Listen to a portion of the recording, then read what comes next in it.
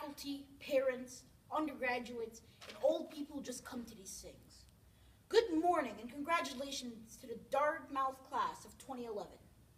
Today, you have achieved something special, something only 92% of Americans your age will ever know: a college diploma. That's right.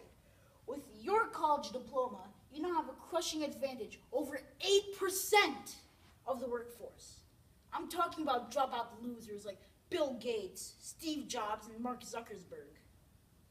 I would like to thank President Kim for inviting me here today. After my phone call with President Kim, I decided to find out a little bit about the man. He goes by President Kim and Dr. Kim. To his friends, he's Jim Kim, J to the K, Special K, J.K. Rowling, and most puzzling, Stinky Pete. I thank you for inviting me here today, Stinky Pete, and it is an honor.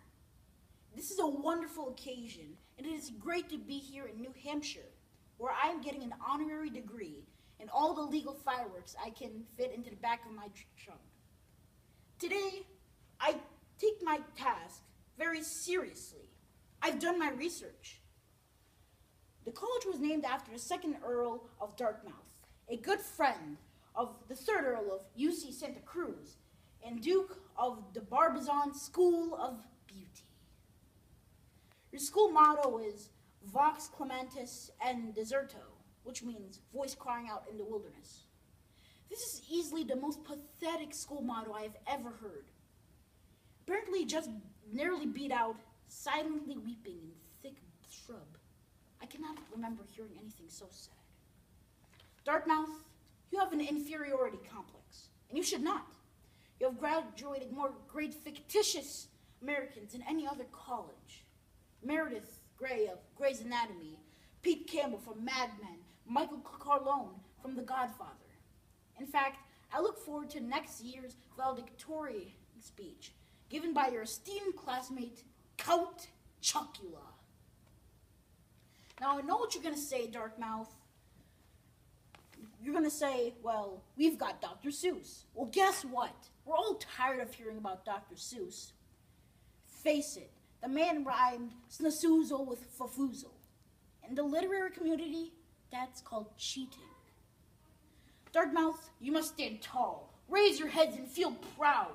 You're a great school and deserve a historic commencement address. One hallmark of great commencement speeches is deep, profound advice, like reach for the stars. Well, today, I'm not going to waste your time with empty cliches.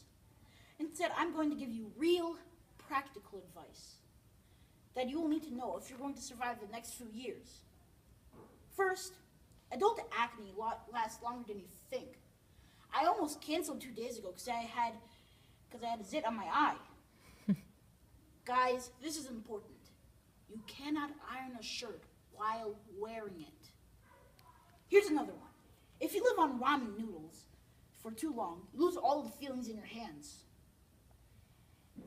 And finally, wearing colorful Converse high tops beneath your graduation robe is a great way to tell your classmates that this is one of the first of many horrible decisions you will plan to make with the rest of your life. But enough. This is not a time for negativity. No. I came here today because I actually do have something real to tell you. 11 years ago, I gave an address to a graduating class at Harvard. I have not spoke at a graduation since because I thought I had nothing left to say. But then 2010 came, and now I'm here, 3,000 miles away from my home, because I learned a hard but profound lesson last year, and I'd like to share it with you. In 2000, I told graduates, do not be afraid to fail. Well, now I'm here to tell you that, though you should not feel failure, you should do your best to try to avoid it. Now, by definition, commencement speakers at Ivy League colleges are considered successful. But a little over a year ago, I experienced a profound and very public disappointment. I did not get what I wanted, and I left a system that nurtured and shaped who I was for a good part of 17 years. I went from being the center of the grid to not only being off the grid, but under the coffee table that held up the grid. And lost in the shag carpeting that underneath the carpet supporting the grid. It was the making of a career disaster and a terrible analogy. But then, something strange happened. Fog-bound, with no compass, in a drift. I started trying things. I grew a strange cinnamon beard. I dove into the world of social media. I played the guitar. I did stand-up, wore a blue leather suit, recorded an album, made a documentary, and frightened my friends and family. Ultimately, I abandoned all preconceived perceptions of my career path and took a job on basic cable with a network most famous for showing reruns. I did a lot of silly, unconventional, spontaneous, and seemingly irrational things. And guess what? With the exception of the blue leather suit, it was the most satisfying and fascinating year of my professional life. To this day, I still don't understand what exactly happened, but I have never had more fun, been more challenged, and had more conviction about what I was doing. So at the age of 47, 25 years of obsessively pursuing my dream, that dream changed. For decades, in show business, the ultimate goal of every comedian was to host The Tonight Show. It was the holy grail, and like many people, I thought that achieving that goal would define me as successful. But that is not true. No. Specific job or career will define me. But I tell you, whether you fear it or not, disappointment will come. The beauty of that is that through disappointment, you gain clarity. And with clarity comes conviction and originality.